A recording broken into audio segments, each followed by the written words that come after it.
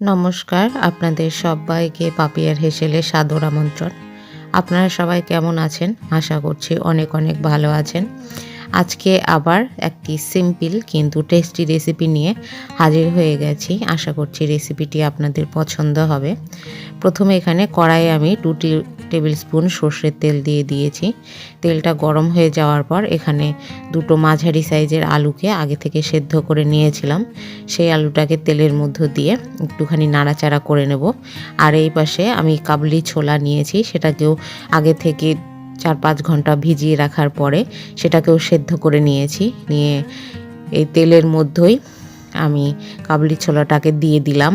দিয়ে এটা ভালো করে নাড়াচাড়া করে মিনিট 5-7 মতন আমি এটাকে ভালো করে ভেজে নেব।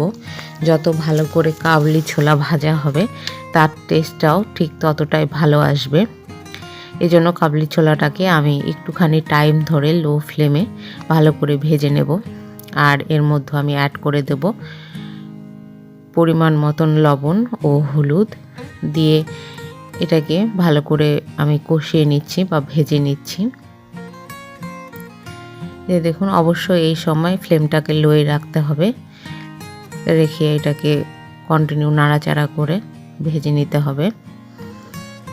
দেখুন কালারটা চেঞ্জ হয়ে গেছে। এইবারে কাবলি ছোলার আলুটাকে তুলে নিয়ে কড়াইয়ের মধ্যে দিয়ে দেব আবার 2 টিস্পুন মতন সর্ষের তেল। দেবার পর এর মধ্যে দিয়ে দিলাম একটি তেজপাতা, আর তার সঙ্গে দিয়ে দেব সাদা জিরা 1/2 টিস্পুন, আর দিয়ে দেব শুকনো লঙ্কা। এখানে দিয়ে দিচ্ছি গোটা গরম মশলা, আমি একটুখানি থেতো করে নিয়েছিলাম। গোটা গরম মশলাটাকে থেতো করে নিয়েছি, সেই গোটা গরম মশলাটাকে দিয়ে দিলাম। আর এর মধ্যে পরপর দিয়ে দিব 1/2 টিস্পুন আদা বাটা, 1/2 টিস্পুন জিরে আর ধনে বাটা, 1/2 টিস্পুনের একটুখানি কম শুকনো লঙ্কা বাটা। আপনারা চাইলে বাটার পরিবর্তে গুঁড়ো ইউজ করতে পারেন। এখানে দিয়ে দিচ্ছি গরম মশলা গুঁড়ো 1/2 টিস্পুন মতন। দেবার পর সমস্ত মশলাগুলোকে ভালো করে কষিয়ে নেব। একদম লো ফ্লেমে এটাকে আস্তে আস্তে কষিয়ে নিতে হবে।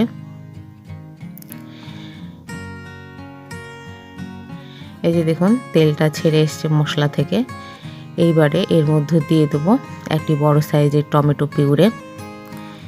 এটাকে আমি পিউরে করে দিয়েছি। আপনারা চাইলে টমেটোটাকে কেটে দিতে পারেন, আবার টমেটো কেচাপও এর মধ্যে ইউজ করতে পারেন। সবগুলোতেই টেস্টটা বেশি ভালো আসবে।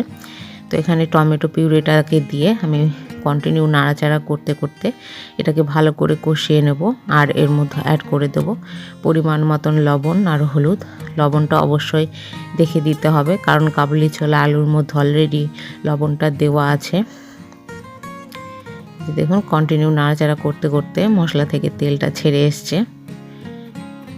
এই মুহূর্তে আমি ভেজে রাখা কাবলি ছোলা আর আলুটাকে দিয়ে দিলাম। দিয়ে এই মশলার সঙ্গে আর 2.5 থেকে 3 মিনিট মতন কাবলি ছোলাটাকে আমি একটুখানি কষিয়ে নেব, যাতে সমস্ত মশলা কাবলি ছোলা আলুর সঙ্গে ভালো করে মিশে যায়।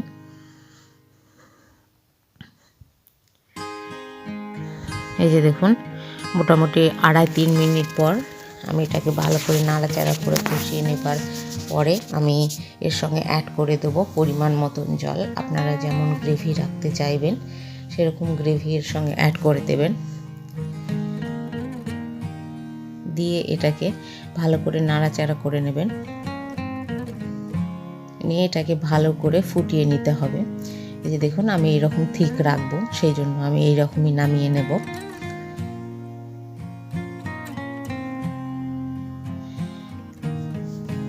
আর নামানোর আগে ড্রাই কস্তুরি মেথি রোস্ট করে রেখেছিলাম, সেটাকে গুঁড়ো করে নিয়েছি। নিয়ে কস্তুরি মেথিটাকে দিয়ে দিলাম। দিয়ে একটুখানি নাড়াচাড়া করে এটাকে সার্ভ করে দেব।